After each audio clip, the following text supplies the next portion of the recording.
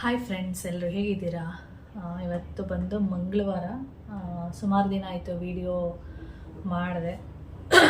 ಅಂದರೆ ಒಂದು 4 ಡೇಸ್ ಆಗಿದೆ. ಯಾಕೆಂದರೆ ನನಗೆ ಶನಿವಾರ ಫೀವರ್ ಬರ್ತಾ ಇರುತ್ತೆ. ಶನಿವಾರ ಮತ್ತು ಭಾನುವಾರ ಫುಲ್ಲು ರೆಸ್ಟ್ ಮಾಡಿದೆ. ಶನಿವಾರ ಬೆಳಿಗ್ಗೆ ಫೀವರ್ ಬಂದಿದ್ದು. ಆಮೇಲೆ ಹಾಸ್ಪಿಟ್ಲಿಗೇನು ಹೋಗಿಲ್ಲ, ಇಲ್ಲೇ ಟ್ಯಾಬ್ಲೆಟ್ ಎಲ್ಲ ತೊಗೊಂಡೆ. ಸ್ವಲ್ಪ ರಿಲ್ಯಾಕ್ಸ್ ಅನ್ನಿಸ್ತು. ಮತ್ತು ಅದೇ ಟ್ಯಾಬ್ಲೆಟ್ನ ಒಂದು 2 ಟೈಮ್ಸ್ ಕಂಟಿನ್ಯೂ ಮಾಡಿದೆ, ಸರಿ ಹೋಯ್ತು. ಆದರೆ ಸುಸ್ತಿತ್ತು ಅಷ್ಟೇ.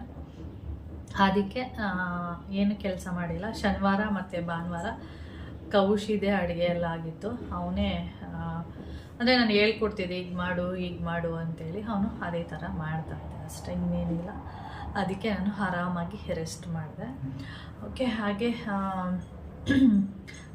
ನಿನ್ನೆಯಿಂದ ಅಂದರೆ ಸಂಡೇ ಅಲ್ಲ, ಮಂಡೇ, ನಿನ್ನೆಯಿಂದ ಕೆಲಸ ಮಾಡೋದಕ್ಕೆ ಸ್ಟಾರ್ಟ್ ಮಾಡಿದೆ. ಯಾಕೆಂದರೆ ಸ್ವಲ್ಪ ಓಕೆ ಅನ್ನಿಸ್ತಲ್ಲ, ರಿಲ್ಯಾಕ್ಸ್ ಅಂತ ಅನ್ನಿಸ್ತು. ಮತ್ತು ಜ್ವರ ಎಲ್ಲ ಹೋಗಿತ್ತು. ಮತ್ತೆ ಬಂದ್ಬಿಡುತ್ತೆ ಅನ್ನೋ ಭಯಕ್ಕೆ ಆ ಥರ ರೆಸ್ಟ್ ಮಾಡೋಣ ಅಂಥೇಳಿ ಮಾಡ್ತಾ ಇದ್ದಿದ್ದು ಅಷ್ಟೇ.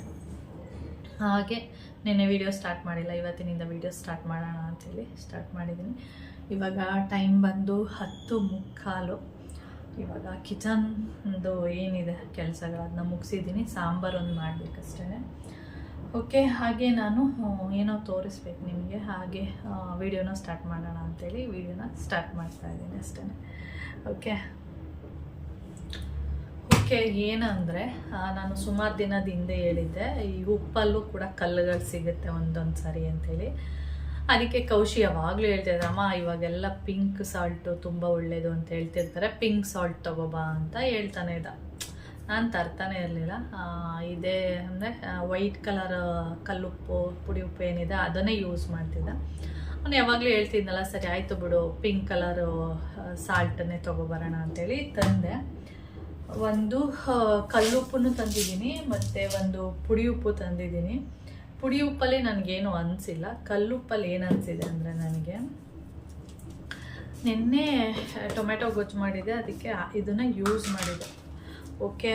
ಅದೇನಾಗಿದೆ, ಈ ಥರ ಇರುತ್ತಾ, ಇದೇನಾಗಿದೆ, ಒಂದೊಂದು ಕರಗಿಲ್ಲ. ಯಾವ ಥರ ಆಗುತ್ತೆ, ಒಂಥರ ಈ ಸುಣ್ಣದ ಕಲ್ಲು ಬರುತ್ತೆ ನೋಡಿ.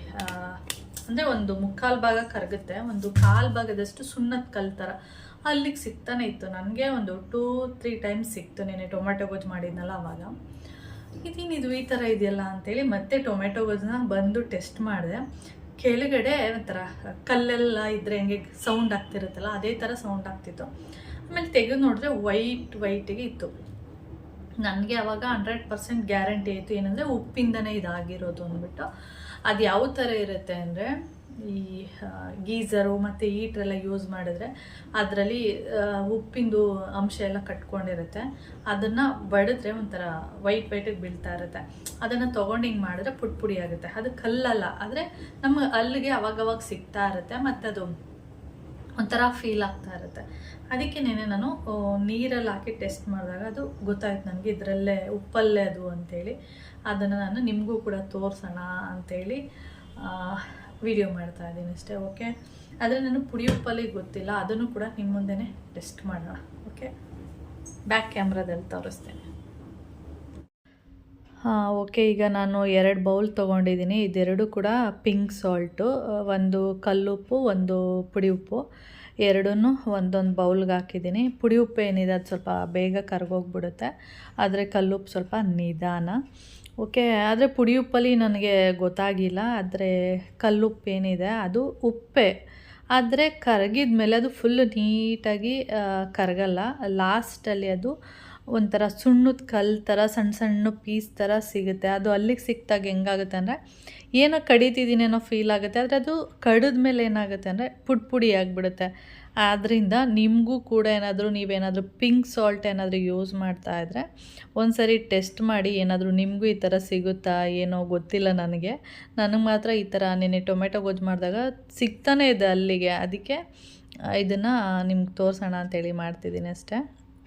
ಇವಾಗ ನೋಡಿ ಕಲರ್ ಕೂಡ ಚೇಂಜ್ ಆಗುತ್ತೆ, ಏನಂದರೆ ಪಿಂಕ್ ಕಲರ್ ಆಗುತ್ತೆ ಲೈಟಾಗಿ ಸ್ವಲ್ಪ. ಇವಾಗ ನೋಡಿ ಎಲ್ಲ ನೀಟಾಗಿ ಕರಗಿಲ್ಲ, ಯಾಕೆಂದರೆ ಕಲ್ಲುಪ್ಪು ಸ್ವಲ್ಪ ನಿಧಾನ ಅಲ್ವಾ, ಅದರಿಂದ ಇದರಲ್ಲಿ ಸಣ್ಣದಾಗಿ ಒಂದು 2 ಪೀಸು 3 ಪೀಸ್ನಷ್ಟು ತುಂಬ ಚಿಕ್ಕದಾಗಿರುತ್ತೆ. ಈ ಹಕ್ಕಿಯಲ್ಲಿ ಕಲ್ಲೆಲ್ಲ ಹುಡುಕ್ಬೇಕಾದ್ರೆ ಸಿಗುತ್ತಲ್ಲ ತುಂಬ ಪುಟ್ ಪುಟಾಣಿದೆ ಆ ಥರ ಇರುತ್ತೆ, ಅದು ಅಲ್ಲಿಗೆ ಸಿಗುತ್ತೆ ನೋಡಿ. ಈಗ ತೋರಿಸ್ತಿದ್ದೀನಲ್ಲ ಇದೆ, ಅದನ್ನು ಕೈಯಲ್ಲಿ ಇಟ್ಕೊಂಡು ಹೀಗೆ ಬೆರಳಲ್ಲಿ ಒಸ್ಕಿದ್ರೆ ಅದು ನೀಟಾಗಿ ಪುಡಿ ಆಗಿಬಿಡುತ್ತೆ.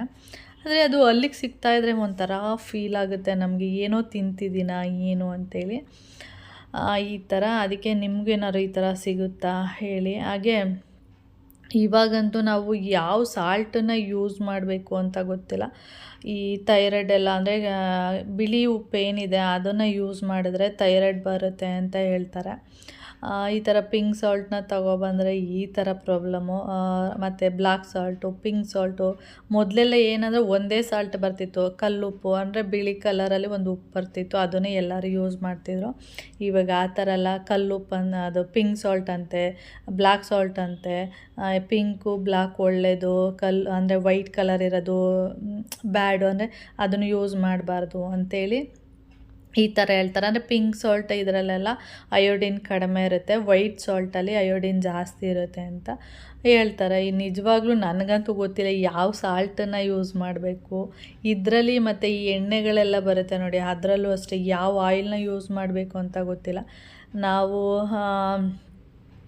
ಈ ಟಿ ವಿಯಲ್ಲಿ ಅಡ್ವರ್ಟೈಸ್ ಎಲ್ಲ ಬರ್ತಾ ಇರುತ್ತಲ್ಲ, ಅದನ್ನೆಲ್ಲ ನೋಡೋದು, ಯಾವ್ದಾದ್ರು ಹೊಸ ಥರ ಅಡ್ವರ್ಟೈಸ್ ಎಲ್ಲ ಬಂದಾಗ ಹೋಗೋದು, ಅದನ್ನು ತರೋದು, ಟ್ರಯಲ್ ಮಾಡೋದು, ಈ ಥರ ಮಾಡ್ತಾಯಿರ್ತೀವಿ. ಇದುವರೆಗೂ ನಿಜವಾಗ್ಲೂ ಕಲ್ಲುಪ್ಪಲ್ಲಿ ನನಗೆ ಕನ್ಫ್ಯೂಸ್. ಕೌಶಿಕ್ ಬೈತಾ ಇದ್ದೆ, ನಿನ್ನಿಂದನೇ ನಾನು ಇದು ತಂದಿದ್ದು, ನೆಮ್ಮದಿಯಾಗಿ ನಾನು ಬಿಳಿ ಉಪ್ಪು ಯೂಸ್ ಮಾಡ್ತಾಯಿದ್ದೆ, ಅಮ್ಮ ಇದು ಸರಿ ಅಂತೇಳಿ ಇದು ತಂದೆ ನೋಡಿ, ಇದು ಹೆಂಗೆ ಸಿಗ್ತಾಯಿದೆ ಅಲ್ಲಿಗೆ ಅಂತ ಅವನಿಗೆ ಬೈತಾ ಇದ್ದೆ. ಈ ಥರ ಏನಾದರೂ ನಿಮಗೇನಾದರೂ ಈ ಥರ ಸಿಗುತ್ತಾ ಏನು ಒಂದ್ಸರಿ ಟೆಸ್ಟ್ ಮಾಡಿ. ನಾನು ಇದು ಫಸ್ಟ್ ಟೈಮು ಟೆಸ್ಟ್ ಮಾಡಿದ್ದು. ಬಿಳಿ ಉಪ್ಪಲ್ಲಿ ನನಗೆ 1-2 ಸರಿ ಕಲ್ಲು ಸಿಕ್ಕಿದೆ, ಅದು ಉಪ್ಪಲ್ಲೇ ಸಿಗೋದಕ್ಕೆ ಸಾಧ್ಯ, ಇನ್ನೆಲ್ಲೂ ಸಿಗೋಲ್ಲ. ಈ ಪಿಂಕ್ ಸಾಲ್ಟ್ ಏನಿದೆ ಅದು ಒಂದು ದಪ್ಪ ಕಲ್ಲು, ಆ ಕಲ್ಲನ್ನು ಒಡೆದು ಪುಡಿ ಮಾಡಿ ನಮಗೆ ಈ ಥರ ಪ್ಯಾಕ್ ಮಾಡಿ ಕಳಿಸ್ತಾರೆ. ನಿಜವಾಗ್ಲೂ ಯಾವ ಉಪ್ಪನ್ನ ಯೂಸ್ ಮಾಡಬೇಕಂತ ಮಾತ್ರ ಇದುವರೆಗೂ ಗೊತ್ತಿಲ್ಲ. ಕೆಲಸ ಎಲ್ಲ ಮುಗಿಸ್ಬಿಟ್ಟು ಆಮೇಲೆ ಮನೆಯೆಲ್ಲ ಒರೆಸಿ ಇವಾಗ ಮಿಷಿನಿಗೆ ಬಟ್ಟೆ ಹಾಕಿದೆ, ಅದು ಅದ್ರ ಕೆಲಸ ಮುಗಿಸಿತು. ಹಾಗೆ ಅದನ್ನು ತೊಗೊಬಂದು ಮೇಲೆ ಒಣಗಾಕ್ತಾ ಇದ್ದೀನಿ. ಹಾಗೆ ನಾನು ಹೊರಗಡೆ ಒಂದು ಬೌಲಲ್ಲಿ ಯಾವಾಗಲೂ ನೀರಿಡ್ತಾ ಇರ್ತೀನಿ, ನೀವು ನೋಡಿರ್ತೀರ. ಅದರಲ್ಲಿ ಖಾಲಿ ಬೌಲ್ ಅಂತೂ ಇಡಲ್ಲ, ನೀರಿಟ್ಬಿಟ್ಟು ಒಂದು ಏನಾದರೂ ಹೂವು ಇದ್ದರೆ ಹಾಕಿರ್ತೀನಿ. ಅದರಲ್ಲಿ ಏನಾದರೂ ರೋಸ್ ಇದ್ದರೆ, ಕೆಂಪು ಕಲರ್ ರೋಸ್ ಇದ್ದರೆ ಹಾಕಿರ್ತೀನಿ. ಅಂದರೆ ಲಕ್ಷ್ಮಿಗೆ ಕೆಂಪು ಹೂವು ಅಂದರೆ ತುಂಬ ಇಷ್ಟ ಅಲ್ವ, ಅದರಿಂದ ಲಕ್ಷ್ಮಿ ಆಕರ್ಷಣೆ ಆಗ್ತಾಳಂತೆ, ಅಂದರೆ ಬರ್ತಾಳಂತೆ ಮನೆಗೆ ಅಂಥೇಳಿ ಆ ಕೆಂಪು ಹೂವನ್ನು ಹಾಕುವಂಥದ್ದು. ನಾನು ಆವತ್ತು ಕೆಂಪು ಹೂವು ಇತ್ತು, ಮತ್ತು ಬೇರೆ ಯಾವುದೂ ಹೂವು ಬೇಡ ಅಂಥೇಳಿ ಒಂದು ಕೆಂಪು ಹೂವನ್ನ ಹಾಕಿದೆ. ಹಾಗೆ ನಾನು ಬಟ್ಟೆ ಎಲ್ಲ ಒಣಗಾಕಿ ಬರಬೇಕಾದ್ರೆ ಇಲ್ಲಿ ಗಿಡ ನೋಡ್ತಿದ್ದೀರಲ್ಲ, ಇದೇನು ಬಿಂದಿಗೆ ಹೂವು ಅಂತ ನಾವೇನು ಹೇಳ್ತೀವಿ, ಈ ಹೂವು ನೆನಪಾಯ್ತು ನನಗೆ. ಇದನ್ನು ಅಂದರೆ ಸುತ್ತಾಕ್ಬಿಟ್ಟು ಮಧ್ಯ ರೋಸ್ ಹಾಕೋಣ ಅಂಥೇಳಿ ಆಮೇಲೆ ಬಂದೆ. ಈ ಗಿಡ ನೋಡ್ತಿರ್ಬೋದು ನೀವು, ಅದು ಈ ಸಿಮೆಂಟು ಅಂದರೆ ನೆಲದಲ್ಲಿ ಹುಟ್ಟಿರೋದು, ಅಲ್ಲಿ ಯಾವುದೇ ಮಣ್ಣಿಲ್ಲ, ಅಂದರೆ ಕೆಳಗಡೆ ಮಣ್ಣಿದೆ, ಅಲ್ಲೊಂದು ಸ್ವಲ್ಪ ಹೋಲಾಗಿತ್ತು, ಅಲ್ಲಿ ಆ ಗಿಡ ಬೆಳೆದಿರೋದು. ಎಷ್ಟು ಚೆನ್ನಾಗಿರುತ್ತೆ ಅಂದರೆ ತುಂಬ ಚೆನ್ನಾಗಿ ಹೂವು ಬಿಟ್ಟಿರುತ್ತೆ. ನಾನು ಯಾವಾಗಲಾದರೂ ಮನಿ ಪ್ಲ್ಯಾಂಟ್ ಅಲ್ಲೆಲ್ಲ ಇಟ್ಟಿದ್ದೀನಲ್ಲ, ಅದಕ್ಕೇನಾದರೂ ನೀರು ಹಾಕೋಕ್ಕೆ ಹೋದಾಗ ಅದಕ್ಕೊಂದು ಸ್ವಲ್ಪ ಹಾಕಿರ್ತೀನಿ ಅಷ್ಟೇ, ಇನ್ನೇನಿಲ್ಲ. ಇವಾಗ ಅಲ್ಲಿರೋ ಹೂಗಳನ್ನೆಲ್ಲ ಕಿತ್ಕೊಬಂದು ನಾನಿಲ್ಲಿ ಸುತ್ತ ರೋಸ್ ಹಾಕಿದ್ದೆ ಫಸ್ಟೇ ನಾನು, ಅದು ಹಾಕಿ ಆದಮೇಲೆ ಆ ಹೂವನ್ನ ತೊಗೊಬಂದು ಇಲ್ಲಿ ಸುತ್ತ ಹಾಕ್ತಾಯಿದ್ದೀನಿ. ಈ ಥರ ಮೇನ್ ಡೋರ್ ಏನಿರುತ್ತೆ ಆ ಮೇನ್ ಡೋರ್ ಹತ್ರ ಒಂದು ಬೌಲಲ್ಲಿ ನೀರಿಟ್ಟರೆ ತುಂಬ ಒಳ್ಳೆಯದು ಅಂತಾರೆ. ಹಾಗೆ ಏನಾದರೂ ಹೂವು ಇದ್ದರೆ ಅದರಲ್ಲಿ ಕೆಂಪು ಹೂವು ಏನಾದರೂ ಇದ್ದರೆ ಅದನ್ನು ಕೂಡ ಹಾಕಿ, ಇಲ್ಲ ಅಂದರೆ ಒಂದು ಬೌಲಲ್ಲಿ ಹಾಗೆ ನೀರಿಟ್ಟರು ಕೂಡ ತುಂಬಾ ಒಳ್ಳೆಯದು. ಇವಾಗ ನಾನು ಆ ಬಿಂದಿಗೆ ಹೂವು ಏನಿದೆ ಅದನ್ನು ಸುತ್ತ ಇಟ್ಟು ಮಧ್ಯೆ ರೋಸ್ ಇಟ್ಟಿರೋದ್ರಿಂದ ನೋಡಿ ಎಷ್ಟು ಚೆನ್ನಾಗಿ ಕಾಣಿಸ್ತಾ ಇದೆ ಅಂದರೆ, ಆ ವೈಟ್ ಹೂವು ಏನಿದೆ ಅದರಲ್ಲಿ ಮಧ್ಯೆ ಡಾಟು ಪಿಂಕ್ ಕಲರ್ ಇರೋದ್ರಿಂದ ಇನ್ನೂ ಚೆನ್ನಾಗಿ ಕಾಣಿಸ್ತಾ ಇದೆ. ಅಂದರೆ ನೋಡೋದಕ್ಕೆ ಒಂದು ಲುಕ್ ಅಂತ ಹೇಳ್ತೀವಲ್ಲ, ಅದು ಒಂಥರ ಅಟ್ರಾಕ್ಟಿವ್ ಆಗಿದೆ. ಓಕೆ, ಇವಾಗ ಟೈಮ್ ಬಂದು 1:20 ಆಗ್ತಾಯಿದೆ. ಇವಾಗ ಎಲ್ಲ ಕೆಲಸ ಮುಗೀತು ಅಂದ್ಬಿಟ್ಟು ಒಂದು 10 ನಿಮಿಷ ಮೊಬೈಲ್ ನೋಡಿಕೊಂಡು ಒಂದು ಶಾರ್ಟ್ಸ್ ವೀಡಿಯೋ ಹಾಕೋಣ ಅಂದ್ಬಿಟ್ಟು ಹಾಕಿದೆ. ಅಷ್ಟರಲ್ಲಿ ಟೈಮ್ ಆಗಿದೆ. ಈಗ ಮತ್ತೆ ಹೋಗ್ಬಿಟ್ಟು ಮುದ್ದೆ ಮಾಡಬೇಕು. ಆವಾಗವಾಗ ಮಧ್ಯೆ ಈ ಥರ 10 ನಿಮಿಷ, 1/4 ಗಂಟೆ, 20 ನಿಮಿಷ ಗ್ಯಾಪ್ ಸಿಗ್ತಾ ಇರುತ್ತೆ. ಆ ಗ್ಯಾಪಲ್ಲಿ ಮೊಬೈಲ್ನ ನೋಡೋದಷ್ಟೆ. ಓಕೆ. ಹಾಗೆ ನಾನು ಏನು ಹೇಳಕ್ಕೆ ಬಂದೆ ಅಂದರೆ, ಕೌಶಿ ಊರಿಗೆ ಹೋದ ನಿನ್ನೆ ಸಾಯಂಕಾಲ ಅಲ್ಲ, ಮಧ್ಯಾಹ್ನ ಊಟ ಮಾಡಿಕೊಂಡು 3 ಗಂಟೆಗೆ ಹೊರಟ. ಇನ್ನು ಒಂದು ವಾರ ಸುತ್ತಾಡ್ಕೊಂಡು ಬರ್ತಾನೆ. ನೆಕ್ಸ್ಟ್ ಅವನಿಗೆ ಸೆಪ್ಟೆಂಬರ್ 1ರಿಂದ ಕಾಲೇಜೆಲ್ಲ ಸ್ಟಾರ್ಟ್ ಆಗುತ್ತೆ. ಅದರಿಂದ ಅಂದರೆ ಇವಾಗ ಕನಕಪುರಕ್ಕೆ ಹೋಗಿರೋದು ಅಕ್ಕ ಮನೆಗೆ. ಅಲ್ಲಿಗೆ ಕೆಂಚಿನೂ ಬಂದಿದ್ದಾಳೆ. ಅವನು ಶನಿವಾರನೇ ಹೋಗ್ಬೇಕಿತ್ತು. ನನಗೆ ಜ್ವರ ಬಂದಿರೋದ್ರಿಂದ ಶನಿವಾರ ಹೋಗಿಲ್ಲ ಅಷ್ಟೇ. ಅದಕ್ಕೆ ಸೋಮವಾರ ಹೋಗಿದ್ದಾನೆ. ಹೋಗಿ ಇನ್ನೂ ಒಂದು ವಾರ ಅಲ್ಲೊಂದು ಸ್ವಲ್ಪ ದಿನ ಇರ್ತಾನೆ. ಕನಕಪುರದಲ್ಲಿ ಒಂದು 5 ಡೇಸ್ ಅಂದ್ಕೊಂಡಿದ್ದೀನಿ, ಗೊತ್ತಿಲ್ಲ ಎಷ್ಟು ದಿನ ಇರ್ತಾನೆ ಅಂತ. ಅಲ್ಲಿಂದ ಅಕ್ಕ ಮನೆಗೆ ಹೋಗ್ತಾನೆ, ಅಂದರೆ ಕೆಂಚಿ ಮನೆಗೆ ಹೋಗ್ತಾನೆ. ಅಲ್ಲಿ ಒಂದಷ್ಟು ದಿನ ಇರ್ತಾನೆ. ಮತ್ತು ಅಲ್ಲಿಂದ ಕೆಂಚಿ ಮತ್ತು ಕೌಶಿ ಇಬ್ಬರು ಬನ್ನಿ, ಇನ್ನೊಂದಷ್ಟು ಅಂದರೆ ಇನ್ನೊಂದು 4-5 ದಿನ ಇದ್ದೋಗು ಅಂತ ಕೆಂಚಿಗೆ ಹೇಳಿದ್ದೀನಿ. ಅವಳು ಏನು ಮಾಡ್ತಾಳೆ ಏನೋ ಗೊತ್ತಿಲ್ಲ, ಬರ್ತಾಳ ಇಲ್ವಾ ಗೊತ್ತಿಲ್ಲ. ಅವಳು ಜಾಬ್ ಹುಡುಕ್ತಾ ಇದ್ದಾಳೆ, ಆದ್ದರಿಂದ ಗೊತ್ತಿಲ್ಲ ಏನು ಮಾಡ್ತಾಳೆ ಅಂತೇಳಿ. ಹಾಗೆ ಕೌಶಿ ಆವಾಗಲೇ ಹೋಗ್ಬೇಕಿತ್ತು ಸುಮಾರು, ಅಂದರೆ ಕೆಂಚಿ ಹೋದ್ಲಲ್ಲ ಆವಾಗಲೇ ಹೋಗ್ಬೇಕಿತ್ತು. ರೀಸನ್ ಏನು ಅಂದರೆ ಒಂದು ಆಧಾರ್ ಕಾರ್ಡ್ ಮಾಡಿಸ್ಬೇಕಿತ್ತು. ಅಂದರೆ ಆಧಾರ್ ಕಾರ್ಡು ಇತ್ತು, ಅಂದರೆ ಒಂದು ಎಷ್ಟು 4th 5th ನಾನು ಆಧಾರ್ ಕಾರ್ಡ್ ಎಲ್ಲ ಮಾಡಿಸಿದ್ದು. ಆವಾಗ ಮಾಡಿಸಿರೋದಕ್ಕೂ ಇವತ್ತಿಗೂ ಫೇಸು ಮತ್ತು ಫಿಂಗರ್ಸ್ ಎಲ್ಲ ಏನಿರುತ್ತೆ ತಮ್ಮು ಅದೆಲ್ಲ ಮತ್ತೆ ತೊಗೊಳ್ತಾರೆ, ಅಂದರೆ ಅಪ್ಡೇಟ್ ಮಾಡಿಸ್ಬೇಕಷ್ಟೆ. ಅದಕ್ಕೆ ಮತ್ತೆ ಆವಾಗ ಚಿಕ್ಕವನಲ್ವ ಅವನು, ಆವಾಗ ಮೋನ್ ಮಾಮಂದು ಫೋನ್ ನಂಬರ್ ಕೊಟ್ಟಿದ್ದು ಒಂದು ಆಧಾರ್ಗೆ. ಏನೇ ಒಂದು OTP ಬಂದ್ರೂ ಮೋನ್ ಮಾಮಂಗೆ ಹೋಗ್ತಾ ಇರುತ್ತೆ. ಆವಾಗ ನಾವು ಫೋನ್ ಮಾಡಿ ಮೋನ್ ಮಾಮನ್ನ ಕೇಳಬೇಕು. ಇವಾಗ ಹೆಂಗಿರೋ 18 ವರ್ಷ ಆಗಿದೆಯಲ್ಲ, ಅದಕ್ಕೆ ಎಲ್ಲನೂ ಚೇಂಜ್ ಮಾಡಿಸೋಣ ಅಂಥೇಳಿ ಫೇಸು ಮತ್ತು ತಮ್ಮು ಮತ್ತು ಫೋನ್ ನಂಬರ್ ಎಲ್ಲ ಚೇಂಜ್ ಮಾಡಿಸಿದ್ದೀನಿ.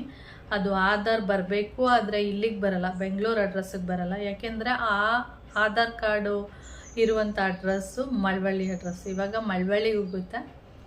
ಮಾಮ ಹೇಳಿದ್ದಾರೆ ಈ ಥರ ಆಧಾರ್ ಬರುತ್ತೆ ಅಂಥೇಳಿ. ಆಮೇಲೆ ಪ್ಯಾನು ಅಷ್ಟೇ, ಪ್ಯಾನು ಮಾಡಿಸಾಯಿತು. ಪ್ಯಾನು ಇನ್ನೂ ಒಂದು 20 ಡೇಸ್ ಹೊಂದಿದ್ದಾರೆ, ಅಂದರೆ ಈ ತಿಂಗಳು ಆಗಸ್ಟ್ ಎಂಡಲ್ಲಿ ಪ್ಯಾನ್ ಕಾರ್ಡು ಕೂಡ ಬರ್ಬೋದು. ನೆಕ್ಸ್ಟು ಇದು ಲೈಸೆನ್ಸು ಯಾವುದ್ರದ್ದು ಅಂದರೆ ಡ್ರೈವಿಂಗ್ ಲೈಸೆನ್ಸು, ಅದು ಆಲ್ರೆಡಿ ಬಂದಾಯಿತು, ಕೊಟ್ಟು ಆಯಿತು. ಇದಿಷ್ಟಕ್ಕೇ ಅವನ್ನ ಉಳಿಸ್ಕೊಂಡಿದ್ದೆ, ಇಲ್ಲ ಅಂತಿದ್ರೆ ಆವಾಗಲೇ ಕಳಿಸ್ತಾ ಇದ್ದೆ. ಮತ್ತು ಡ್ರೈವಿಂಗ್ ಲೈಸೆನ್ಸ್ ತೊಂದರೆ ಅವನೇ ಹೋಗಬೇಕು, ಅಲ್ಲಿ ಡ್ರೈವ್ ಮಾಡಿ ಎಲ್ಲ ಇದು ಮಾಡಿನೇ ಆಮೇಲೆ ಡ್ರೈವಿಂಗ್ ಲೈಸೆನ್ಸ್ ಬರೋದಲ್ವ. ಇಲ್ಲಾಂದ್ರೆ ಅಲ್ಲಿಗೆ ಹೋದ್ಮೇಲೆ ಅದು ಮಾಡಿಸಿಲ್ಲ ಇದು ಮಾಡಿಸಿಲ್ಲ ಬಾಬಾ ಅಂತ ಕರಿತಾ ಇರ್ತೀವಿ. ಅದಕ್ಕೆ ಒಟ್ಟಿಗೆ ಮುಗಿಸ್ಕೊಂಡು ಹೋಗು ಅಂತೇಳಿ ನಾನು ಹೇಳಿದ್ದು. ಅದಕ್ಕೆ ಅವನು ಒಟ್ಟಿಗೆ ಮುಗಿಸ್ಕೊಂಡು ಹೋಗಿದ್ದಾನೆ. ಇವಾಗ ಡ್ರೈವಿಂಗ್ ಲೈಸೆನ್ಸ್ ಅಷ್ಟೇ ಬಂದಿರೋದು, ಇನ್ನೂ ಪ್ಯಾನ್ ಮತ್ತು ಆಧಾರ್ ಬರಬೇಕು. ಅದೆರಡು ಆದಮೇಲೆ ಆಧಾರ್ ಬಂದಮೇಲೆ ಇನ್ನೊಂದೇನಾದರೆ ವೋಟ್ರ್ ID 18 ವರ್ಷ ಆಗಿದೆಯಲ್ಲ, ಅದಕ್ಕೆ ಅದನ್ನು ಮಾಡಿಸೋಣ ಅಂತೇಳಿ ಮೊದಲೊಂದು ದಿನ ಹೋಗಿದ್ವಿ ವೋಟ್ರ್ ID ಮಾಡಿಸೋದಕ್ಕೆ ಅಂತೇಳಿ. ಅದಕ್ಕೆ ಅವ್ರು ಏನು ಹೇಳಿದ್ರು ಅಂದರೆ ಅದೇನೋ ಸಿಸ್ಟಮ್ ತೊಗೊಳ್ತಿಲ್ಲ, 18 ವರ್ಷ 9 ತಿಂಗಳೇನೋ ಕೇಳ್ತಾ ಇದೆ, ಅಂದರೆ ಇವಾಗ ಹೊಸ ಏನದು ವೋಟ್ರ್ ID ಮಾಡಿಸೋದಕ್ಕೆ ಅಂತ ಹೇಳಿದರು. ಇನ್ನೊಂದು ಸ್ವಲ್ಪ ದಿನ ಬಿಟ್ಟು ಬನ್ನಿ ನೋಡೋಣ ಆವಾಗ ಅಂತ ಹೇಳಿದರು. ಇವಾಗ ಹೆಂಗಿರೋ ನಾವು ಆಧಾರ್ ಎಲ್ಲ ಮಾಡ್ಸೋಕ್ಕೆ ಹೋಗಿದ್ವಲ್ಲ, ಪ್ಯಾನ್ ಮತ್ತು ಆಧಾರು, ಆವಾಗ ಮತ್ತೆ ಕೇಳಿದ್ದಕ್ಕೆ ಇವಾಗ ತೊಗೊಳ್ತಿದೆ, ಆದರೆ ಆಧಾರು ನೀವು ಅಪ್ಡೇಟ್ ಮಾಡಿಸಿ, ಅಪ್ಡೇಟ್ ಕೇಳ್ತಿದೆ ಅಂತ ಹೇಳಿದ್ರು. ಏಕೆಂದರೆ ಫೇಸ್ ಎಲ್ಲ ಚಿಕ್ಕದಲ್ವಾ ಅಂತೇಳಿ. ಅದಕ್ಕೆ ಇವಾಗ ಆಧಾರ್ ಅಪ್ಡೇಟ್ ಆದಮೇಲೆ ಮತ್ತೆ ನಾವು ವೋಟ್ರ್ IDಗೆ ಅದೊಂದು ಮಾಡಿಸ್ಬಿಟ್ರೆ ಇನ್ನು ಒಂದು ಎಲ್ಲ ಕಾರ್ಡ್ಗಳೆಲ್ಲ ಕಂಪ್ಲೀಟ್ ಆಗುತ್ತೆ, ಯೂಸ್ ಆಗುತ್ತೆ. ಏನಕ್ಕಂದ್ರೆ ಇವಾಗ 18 ವರ್ಷ ಆಯಿತಾ, 18 ವರ್ಷ ಆಯಿತು ಅಂದ ತಕ್ಷಣ ಓಟ್ ಹಾಕ್ಸೋದು ಅಥವಾ ಅವ್ನಿಗೂ ಹಕ್ಕಿರುತ್ತಲ್ವ, ಅದಕ್ಕೆ ಅದೆಲ್ಲ ಮಾಡಿಸ್ಬಿಡೋಣ ಅಂತ. ನಮಗೆ ವೋಟ್ರ್ IDನೇ ಮಾಡಿಸಿಲ್ಲ. ನಾನು ಮದುವೆ ಆಗಿ ಬೆಂಗಳೂರಿಗೆ ಬರೋ ತನಕನೂ ವೋಟ್ರ್ IDನೇ ಮಾಡಿಸಿಲ್ಲ. ನಾನು ಬೆಂಗಳೂರಿಗೆ ಬಂದಮೇಲೆ ವೋಟ್ರ್ ID ಅಂತೇಳಿ ಮಾಡಿಸ್ಕೊಂಡಿದ್ದು. ಮಳವಳ್ಳಿಲೂ ಅಷ್ಟೇ ಮಾಡಿಸಿರ್ಲಿಲ್ಲ, ನಮ್ಮೂರಲ್ಲಂತೂ ಮಾಡಿಸೇ ಇಲ್ಲ ನಾನು. ಅದಕ್ಕೆ ಇವೊಂದು 18 ವರ್ಷ ಆಯ್ತಲ್ಲ, ಅದರ ಕೆಲಸಗಳಂದರೆ ಅದ್ರದ್ದು ಪ್ರೊಸೀಜರ್ಗಳೆಲ್ಲ ಮುಗೀಲಿ ಅಂತೇಳಿ ಒಂದೊಂದೇ ಮುಗಿಸ್ತಾ ಇದ್ದೀನಿ ಅಷ್ಟೇ. ಎಲ್ಲ ಆಗಿದೆ. ಮತ್ತು ಕಾಲೇಜು ಕೂಡ ಹೋಗ್ಬಿಟ್ಟು ಅಡ್ಮಿಷನ್ ಅವನ್ನೇ ಕಳಿಸಿದೆ. ನಾನೊಂದು ಸರಿ ಏನಕ್ಕೆ ಬರಬೇಕು, ನಿನ್ಗೆ ಇವಾಗ 18 ವರ್ಷ ಆಗಿಲ್ವಾ, ನೀನು ಹೋಗಿ ಅಡ್ಮಿಷನ್ ಎಲ್ಲ ಆಗ್ಬಾ ಅಂತೇಳಿ. ಇಲ್ಲಿ PU ಅಲ್ಲಿ ಮಾತ್ರ ನಾನೇ ಹೋಗಿದ್ದೆ ಅಡ್ಮಿಷನ್ ಎಲ್ಲ ಮಾಡೋದಕ್ಕೆ. ಇವಾಗ ಡಿಗ್ರಿ ಸ್ಟೂಡೆಂಟ್ ಅಲ್ವಾ ನೀನು, ಹೋಗು ಅಂತೇಳಿ ಕಳಿಸಿದ್ದೆ.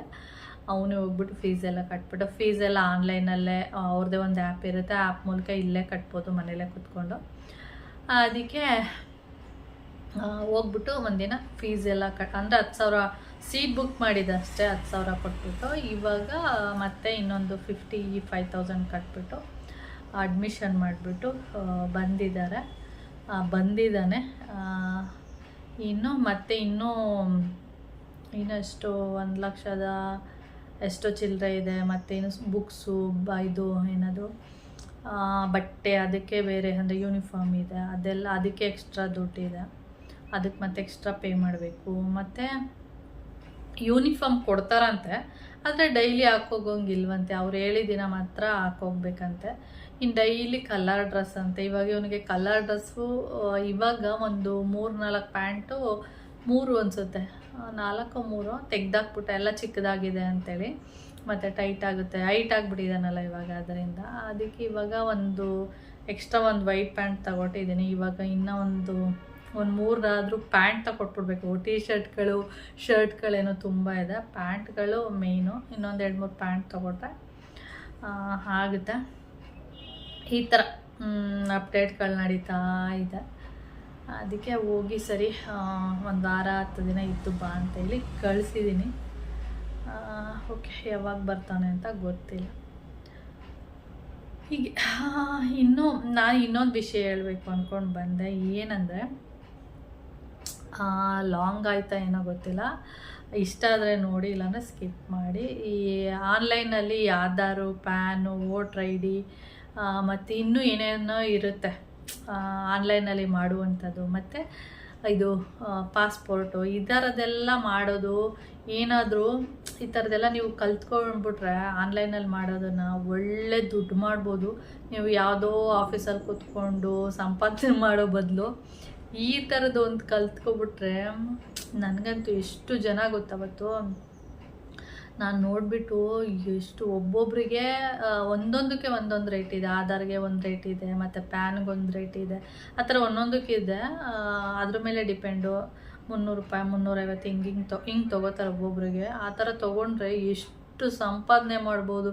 ನಾನು ಅದೇ ಕೌಶಿಗೆ ಹೇಳ್ತಾ ಇದ್ದೆ, ಈ ಥರದೊಂದು ಕೆಲಸನ ನಾವು ಕಲ್ತ್ಕೊಬಿಟ್ರೆ, ನಾವೇ ಒಂದು ಆಫೀಸ್ನ ಓಪನ್ ಮಾಡಿಬಿಟ್ಟು, ಏನಿಲ್ಲ, ಸಣ್ಣ ಪುಟ್ಟ ಅಪ್ಡೇಟ್ ಮಾಡಿಸಿದ್ರೆ ಸಾಕು, ಅದಕ್ಕೆ 300ರಿಂದ 350, 250 ಈ ಥರ ಎಲ್ಲ ತೊಗೊಳ್ತಾರೆ. ಈಗ ಒಂದು ಫೋನ್ ನಂಬರ್ ಚೇಂಜ್ ಮಾಡಿಸ್ಬೇಕು, ಅಥವಾ ಡೇಟ್ ಆಫ್ ಬರ್ತೆ ಹಾಕಿರಲ್ಲ, ಆಧಾರಲ್ಲಿ ಒಬ್ಬೊಬ್ಬರು ಡೇಟ್ ಆಫ್ ಬರ್ತೆ ಹಾಕಿರಲ್ಲ, ಅದನ್ನು ಚೇಂಜ್ ಮಾಡಿಸ್ಬೇಕು. ಏನಾದರೂ ಸಣ್ಣ ಪುಟ್ಟ ಮಿಸ್ಟೇಕ್ಗಳಿರುತ್ತೆ, ಅದನ್ನೆಲ್ಲ ಚೇಂಜ್ ಮಾಡಿಸ್ಬೇಕು ಅಂದರೆ 300ರಿಂದ 350 ರೂಪಾಯಿ ತೊಗೋತಾರೆ. ಆ ಥರದೊಂದು ಆನ್ಲೈನ್ದು ಈ ಥರದ್ದು ವೋಟರ್ ಐ ಡಿ ಈ ಥರದ್ದೆಲ್ಲ ಮಾಡೋದು ಕಲ್ತ್ಬಿಟ್ರೆ, ನಾವೇ ಒಂದು ಒಳ್ಳೆ ಆಫೀಸ್ ಮಾಡಿಕೊಂಡು ಒಂದು ಒಳ್ಳೆ ಬಿಸ್ನೆಸ್ ಮಾಡ್ಬೋದು. ಅಂದರೆ ಈ ಥರದ್ದೆಲ್ಲ ಬಂದಾಗ ಆನ್ಲೈನಲ್ಲಿ ಕೂತ್ಕೊಂಡು ಮನೇಲಿ ಕೂರೋಕ್ಕಾಗಲ್ಲ, ಒಂದು ಆಫೀಸ್ ಅಂತೇಳಿ ಮಾಡಿಕೊಂಡು ಆರಾಮಾಗಿ ಮಾಡ್ಬೋದು. ಮತ್ತು ಒಳ್ಳೆ ಸಂಪಾದನೆನೂ ಕೂಡ ಆಗುತ್ತೆ. ಬಾಡಿಗೆಗೆ ಒಂದಷ್ಟು ದುಡ್ಡನ್ನ ಕಟ್ಬಿಟ್ರೆ ಒಳ್ಳೆ ಸಂಪಾದನೆ ಆಗುತ್ತೆ. ಅದನ್ನು ನಾನು ಕೌಶಿ ಹತ್ರ ಹೇಳ್ತಾರೆ, ಈ ಥರ ಮಾಡಿದ್ರೆ ಎಷ್ಟು ಸಂಪಾದನೆ ಮಾಡ್ಬೋದಲ್ವ. ಅಲ್ಲಿ ಎಷ್ಟು ಜನ ಅಂದರೆ, ಅವತ್ತು ನಾನು ಆಧಾರು ಕೌಶಿದು ಅಪ್ಡೇಟ್ ಮಾಡ್ಸೋಕ್ಕೆ ಹೋಗಿದ್ನಲ್ಲ, ಅವತ್ತು ಎಷ್ಟು ಗಂಟೆಗೆ ಹೋಗಿದ್ವಿ ಗೊತ್ತಾ, ನಾನು 11 ಗಂಟೆನೇ ಏನೋ ಅನಿಸುತ್ತೆ. ಎಷ್ಟು ನನ್ನ ಕೌಶಿ ಸರದಿ ಬರಬೇಕಾದ್ರೆ ಸುಮಾರು 2 ಅವರ್ ನಿಂತಿದ್ದೀವಿ. ಅಷ್ಟು ಜನ ಇದ್ದಾರೆ ಅಲ್ಲಿ ಒಳಗಡೆ. ರೂಮ್ ಚಿಕ್ಕದು, ಅಂದರೆ ಆಫೀಸ್ ರೂಮು 2 ಮಾಡ್ಕೊಂಡಿದ್ದಾರೆ ಪಕ್ಕನೇ. ಆದ್ರೂ ಜನಗಳು ಒಳಗಡೆನೂ ಕೂತಿದ್ದಾರೆ, ಹೊರಗಡೆ ಒಂದಷ್ಟು ಜನ ನಿಂತಿದ್ದಾರೆ.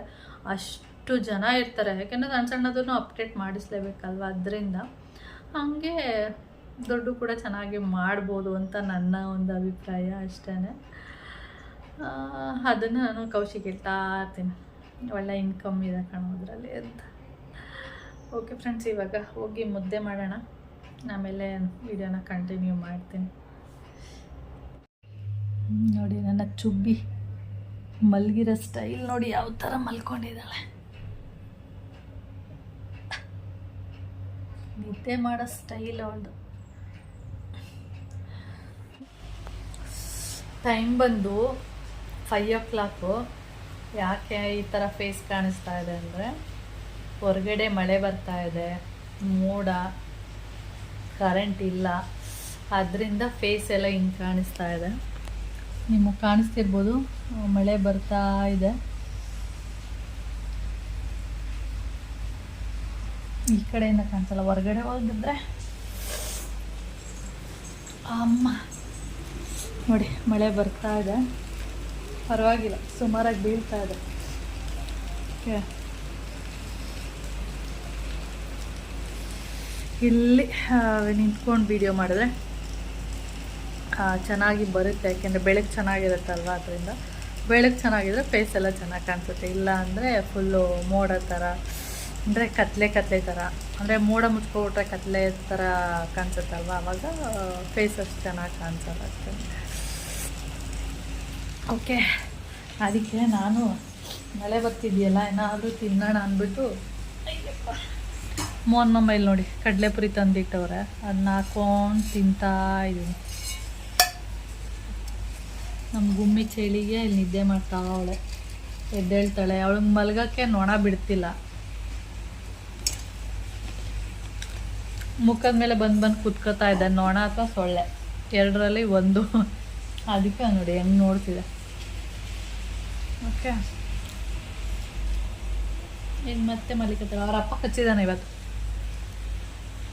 ಸುಮಾರು ದಿನ ಆಗೈತೆ. ಇವತ್ತು ಮಧ್ಯಾಹ್ನ ಎಷ್ಟು ಗಂಟೆ, 3:15 ಹಚ್ಚಿದ್ದಾನೆ ಹಾಕೊಂಡು. ಕಾಲಿಗೆ ಏಟಾಗಿದೆ, ಸ್ವಲ್ಪ ನಡೆಯೋಕ್ಕೆ ಕಷ್ಟ ಆಗ್ತಿದೆ. ಸ್ವಲ್ಪ ಒಂದಿನ, ನಾಳೆಗೆ ಸರಿ ಹೋಗುತ್ತೆ, ಮತ್ತು ನಡೆಯುತ್ತೆ. ಓಕೆ ಫ್ರೆಂಡ್ಸ್, ಹಾಗೆ ಈ ವಿಡಿಯೋನು ಕೂಡ ಇಲ್ಲಿಗೆ ಎಂಡ್ ಮಾಡ್ತೀನಿ. ವಿಡಿಯೋ ಇಷ್ಟ ಆದರೆ ಲೈಕ್, ಶೇರ್, ಸಬ್ಸ್ಕ್ರೈಬ್ ಮಾಡ್ಕೊಳ್ಳಿ. ಓಕೆ, ನೆಕ್ಸ್ಟ್ ವಿಡಿಯೋದಲ್ಲಿ ಸಿಗೋಣ. ಬಾಯ್.